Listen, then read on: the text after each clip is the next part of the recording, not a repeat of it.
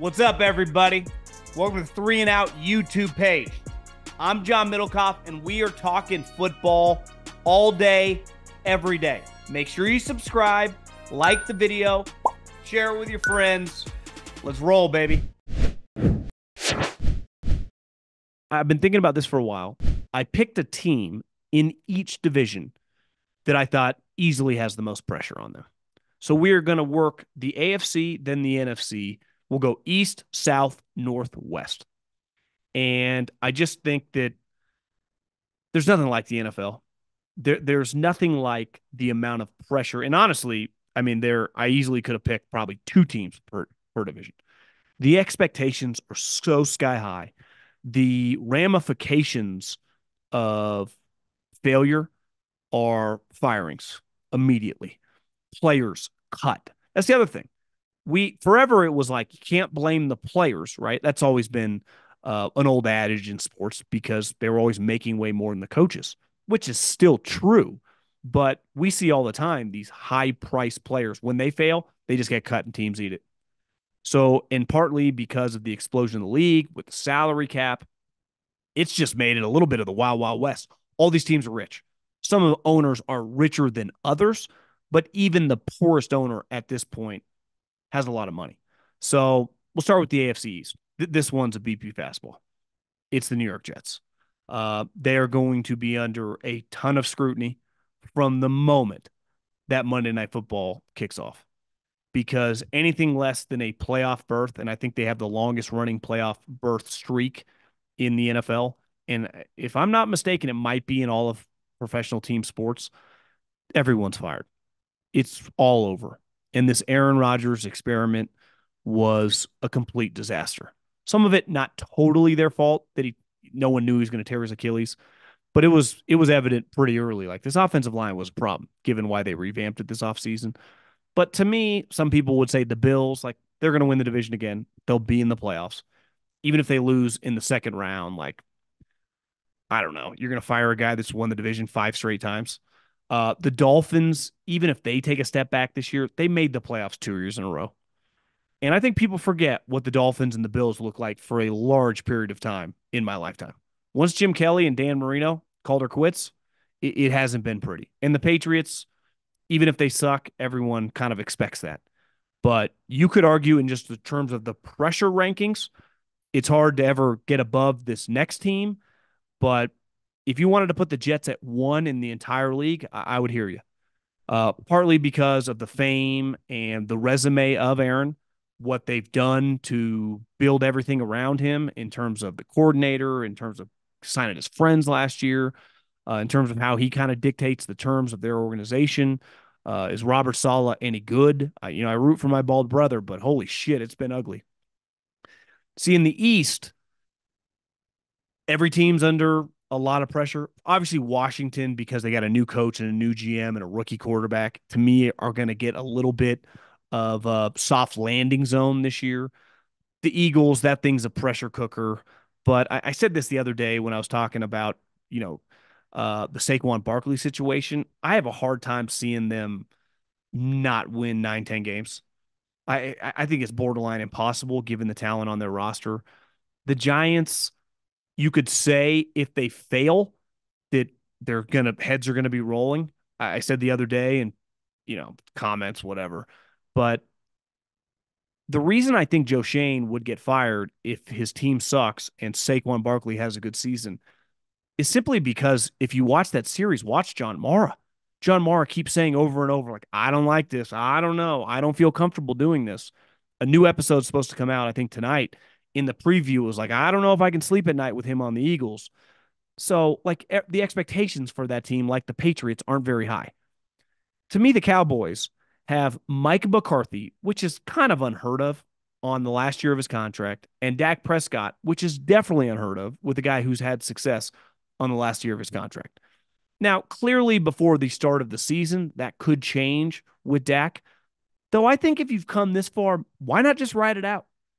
And listen, if you ride it out and it works, and if for the first time in 25 years they make the NFC Championship game, that's a major success, right? That would mean more than likely you won a couple playoff games. Maybe they did win the division. I have a hard time seeing them be the number one seed. So if you win two playoff games at the NFC, even if you were to lose and Dak would have played poorly, I understand extending him and extending Mike. But if they win, a lot of people are kind of down on them. I've supported them in terms of I never think they're going to suck as much as people think because, especially this year, they're just a well-run front office. They really are. I mean, they draft pretty well and they definitely develop pretty well. And Mike's got some flaws, but he's clearly not a bad coach. Like, kind of knows what he's doing. Definitely have some holes. It's like they don't have a running back. Have you watched Mike McCarthy coach over the years? Not really big on handing the ball off. But yeah, I mean, if they were to miss the playoffs, hell, if they were to do what they did last year, have a really successful season and get beat in the first round, I think there's a decent chance Dak and McCarthy are not the quarterback and the head coach of the team at the start of the 2025 season. So whenever you're changing a guy, especially two guys you've had a lot of success with, 3 straight years, 12 wins. If I tell you right now that those two guys are gone, like that clearly would be one of the two of the biggest stories of the offseason. If Mike's fired, that means the Cowboys are looking for a new head coach, which everyone would say Bill Belichick. And if they were just to let Dak Prescott hit free agency, what the hell would the Cowboys do at quarterback? Because we've seen them, the pre-Tony Romo days, post-Troy Aikman, it can get a little weird. AFC South. This is one of those situations where you give a guy $200 million guaranteed, the player ain't getting fired. So this is a big year for Trevor Lawrence. But even if he were to play, as the kids say, mid, I don't think it matters much for him. Clearly. I mean, he's kind of on scholarship for the next couple of years. I do think Doug Peterson's coaching for his job. And I do think Trent Baalke's GMing for his job. If they miss the playoffs with how much they just invested into this guy, just given a year previously, they had won the division, they had won a playoff game. I think you could see a scenario where the Jags with, Trevor Lawrence at quarterback are looking for a head coach and a GM. And let's go around. Titans, they just have a new operation. The Texans, even if they come back to earth a little bit, those guys aren't going anywhere. And the Colts, I think they're pretty high on everybody. So even if they were to win less games they did last year, I don't think anything's changing. I think the pressure on the Jags, which is weird because no one really cares about the Jags, but just from the owner, if they miss the playoffs, I would expect the GM and the coach to be fired. The NFC South, this is a tough one because I easily could have put the Saints here because if the Saints miss the playoffs, I think Dennis Allen and Derek Carr would no longer be the coach and the quarterback of the team. But it's hard for me to expect them to make the playoffs, though I actually think I haven't decided who I'm going to pick for that division. I think the easy one is Tampa. I told myself I would never pick the Saints again after I did it last year because of Dennis Allen. But now Derek with Kubiak, they could be a sleeper, but I think this one's an easy one. It's the Falcons, given the quarterback dynamic of drafting Penix with Cousins coming off the injury. That's got a chance to get weird and weird fast. And if that thing gets weird, it's one of those teams that everyone's going to be talking about because of the quarterback dynamic with the 8th overall pick sitting behind Cousins. I saw Raheem Morris say this the other day. And listen, I love a good quote. I don't hate arrogance. If you're going to say something crazy, it's kind of entertaining. He was essentially asked in an interview why his coaching staff was so big. And he basically answered, because we plan on winning here. And when you win, people take your coaches. And we want to have coaches on the staff that are ready to fill in for those guys when they get hired. I'm sorry, like the confidence, like the bravado, like Raheem. Whenever I see him talk, God, I kind of want to hang out with this guy. Pretty bold thing to say for a squad that has won 7 games 3 years in a row. I think the Falcons internally think their team is like the Lions or the 49ers. I think deep down they think we're 11-12 win team. And I don't see it. I don't see it at all. I think this thing's could come off the rails and quick. Now, maybe Cousins is awesome, but a 36-year-old guy coming off that injury, I don't know. I mean, that's why everyone is kind of questioning Rodgers. That's a pretty major injury. And Rodgers is in a different universe than Cousins. So that team, man, they're going to be a talking point definitely early on in the season if things get weird. The AFC North, this one's hard because You can say the Ravens, given how close they've been, but Harbaugh, Lamar ain't going anywhere, and their operation like pretty well entrenched. I want to say the Steelers because of their quarterback situation, but I've learned that lesson. It is pointless to talk about Mike Tomlin's job security. It's pointless. It's pointless to go on these rants to be like, it's time for a change. It is just a healthy time for a change. Just look at each other and go, like, not all divorces are knockdown dragouts. Some are, I saw it with Andy Reid and Jeffrey Lurie. It was like, you know what? We'll just go our separate ways. I think you're a great owner. You think I'm a great coach, but this is no longer working. Like that was my example. But Steelers just aren't going to do that. If you tell me Mike Tomlin, the over under, is he coaching the rest of the 2020s? I would say yes. I am no longer saying that because it's a pointless exercise to have when he's never going anywhere. Could say the Bengals, but I just think there's some unknown with Burrow. We'll have to see how healthy he is. I think it has to be the Browns. I mean, they traded all their draft picks for the quarterback, and then they gave him a historic amount of guaranteed money. And beside one half of football, he has objectively been a below average player. And a lot of people, I did my top 10 list and I left out Stefanski. And I'll be honest, I just kind of forgot about him. And if I think I had to do it again, he definitely would be in the mix. I think Kevin Stefanski is a good coach. And clearly, Andrew Berry, from the roster building standpoint, that their team is very, very talented. Like they have, we saw last year. Flacco came in, they have really good players at a lot of different positions. But if this guy stinks, and for a lot of last year and the previous year when he came back after the suspension, he's not that good. Is he the most reliable human being, right, on and off the field? I mean, now he's battling injuries, let alone everything that's, followed him around since the Houston days. I don't know, man. I just Vrabel's a consultant there. I just think I don't know what happens. Like, how do you get rid of this guy that you're basically you got on the books for 63 million guaranteed, or as cap hits the next 3 years, this year, 25 and 26. But I do think there's a lot of pressure specifically on Deshaun Watson, which puts pressure on the Cleveland Browns. The NFC North. I think you throw Minnesota away because the Sam Darnold, JJ McCarthy situation, they're kind of going through a transitional period.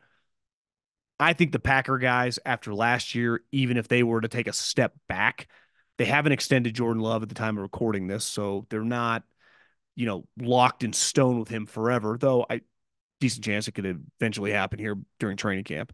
But those guys aren't going anywhere.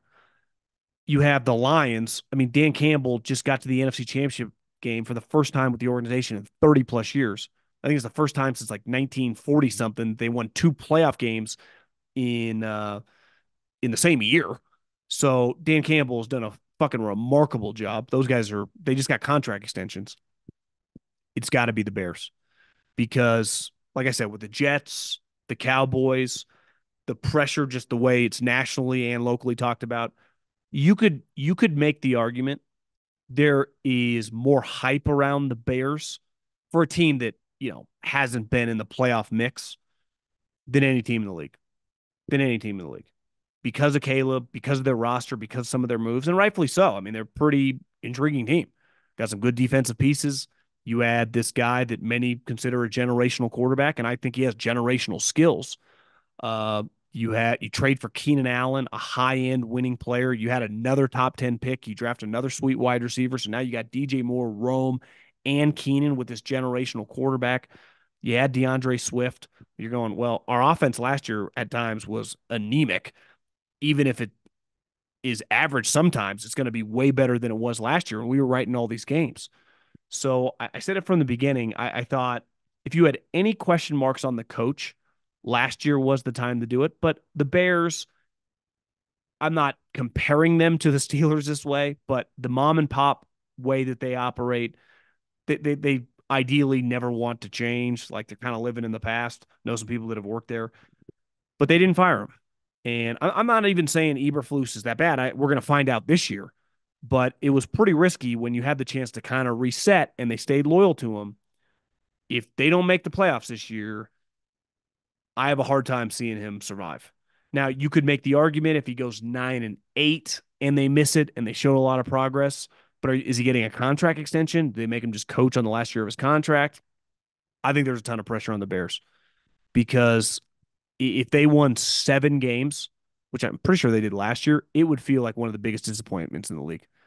Given, and I've said this over and over, like I like Caleb Williams a lot, and I think if he can learn to play in the construct of an NFL offense while doing his ad lib ability, he's going to be a high end quarterback in the league. But even if he becomes just a great player, like eventually becomes a consistent top 5 quarterback in the league, sometimes rookie years can be tough. And I think sometimes when you see a year like CJ Stroud, we all just think, oh, it's really easy. It's all these top guys. That's usually not the way it works. There's usually growing pains. There's usually problems.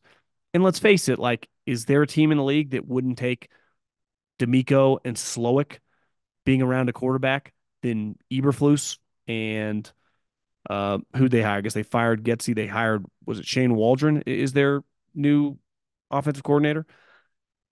It just could be tough. It really could. And you go through growing pains as a young player. Now, the argument for him is just like there are so many weapons. How does he fail? There are some question marks with the Bears offensive line. And last year you saw it at USC, who had it was an embarrassment for the program, an embarrassment for Lincoln Riley. I'm not comparing the Bears offensive line to what he dealt with last year, but he was running for his life. And he's a guy that can run for his life and still make plays. But that is when you make mistakes. So if they can protect him, there aren't really any excuses not to, I would say, win 10 games. And if you win 10 games and miss the playoffs, like, what are you going to do? But what if they win 8 and they miss the playoffs by a couple years or a couple games? I think you'd start hearing Mike Vrabel or someone like that. The AFC West. This was tough. Obviously, I mean, the Chiefs have internal pressure every year, but you win back-to-back Super Bowls in 3 and 5 years. Like, shit, you make Clark Hunt a lot of money. The Denver Broncos gave a coach $90 million. They let him cut Russell Wilson, but he does have a rookie quarterback this year. The Raiders, I think we all agree, are how can they be good? They do not have a quarterback. So the expectations there aren't very high.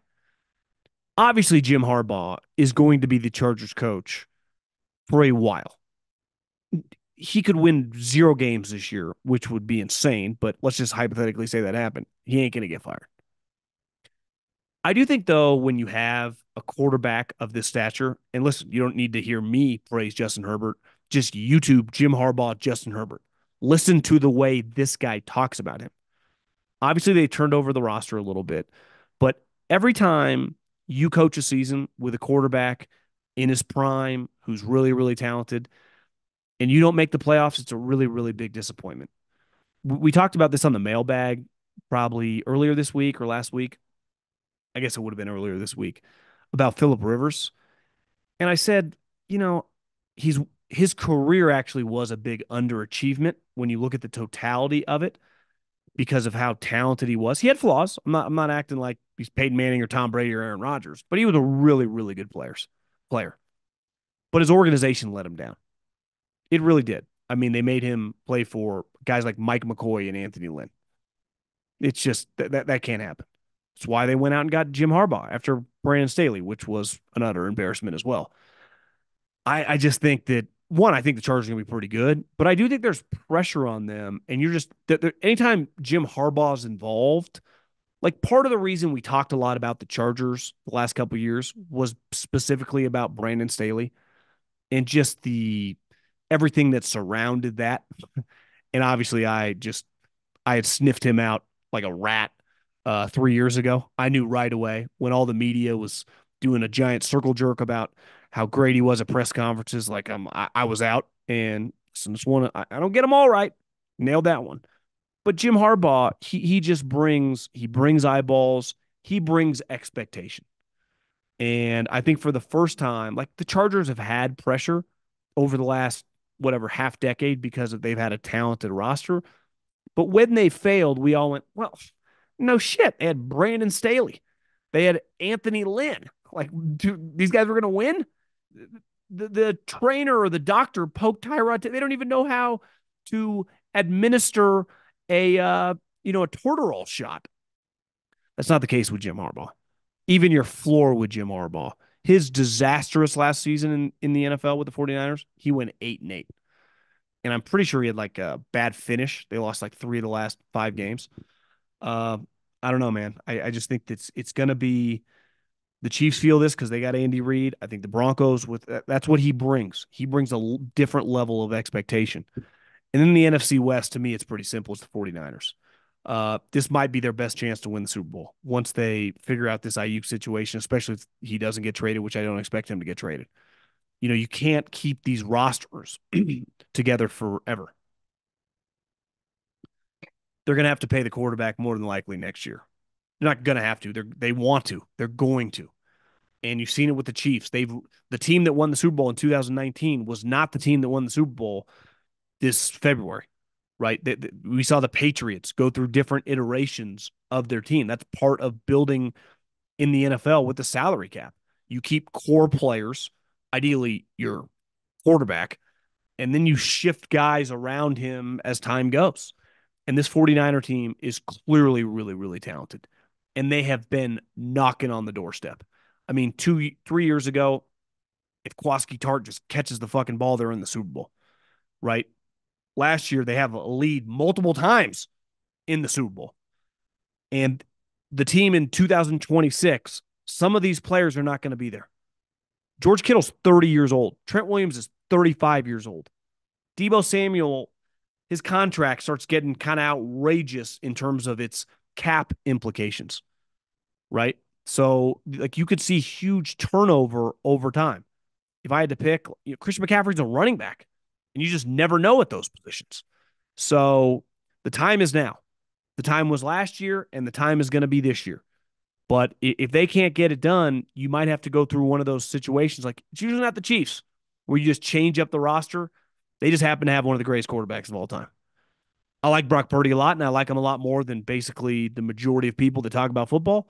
But like, he does need help, you know. And I just think there's a ton of pressure on this team.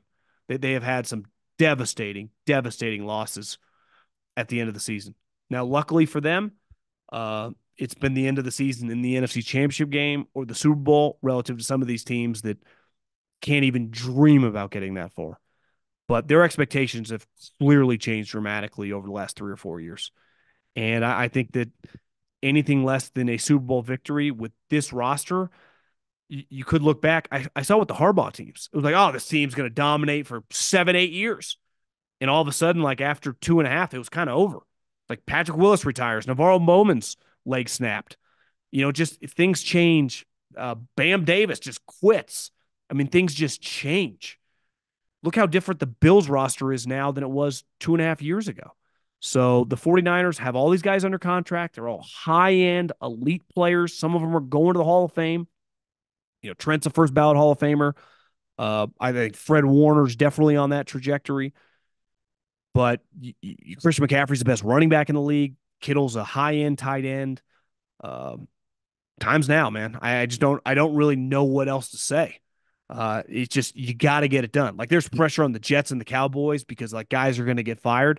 There's pressure on the Niners because like, what else do we need? Right? I mean, ideally we'd like Lane Johnson at right tackle, but fuck, this isn't Madden 25. This is real life football. Our roster, how many teams in the league can just look in the mirror and go, they're better player for player than us? It's a very short list, if any list. Maybe the Ravens could have said it last year. Maybe. But they lost in the AFC Championship game. I think top to bottom, you could have argued that the Niners roster, and in football, just because your roster is better doesn't mean you win the game. But how many guys last year on the Chiefs and the 49ers, if we just drafted the top 15 players, I'd have to go through the exercise, but I would imagine there'd be more Niners than Chiefs. Now, obviously the Chiefs have the edge at coach and they have the edge at quarterback, which is a big deal. But I think the 49ers feel pretty good about their situation at those two spots. And it's hard to feel much better about all the other spots, right? Like, I would say the Lions would be in a similar situation, but like, they're kind of the Lions. If they just were to, and I mean that, listen, I'm a Lions guy. Like, I love their operation. My point is, if the Lions go back to the NFC Championship game and lose, it's hard for me to call that a failure. It means this franchise, which has sucked my entire life, went to back-to-back NFC Championship games. If the 49ers lost in the NFC Championship game, you'd go, how many times are you going to lose in the NFC Championship game? How many times is this going to happen? That'd be like their fourth or fifth NFC Championship loss in the last 14 years. It'd be a fucking problem. If they got back to the Super Bowl and lost, you'd be like, that's the fourth Super Bowl you've lost since 2012. Like, eventually, are we going to get it done? Or are we just kind of the early 90s Bills of this league? Because that's what they would kind of start to feel like. The early 90 Bills of the 90s, or I already said that. You know what I mean. If they just can't finally get over the hump.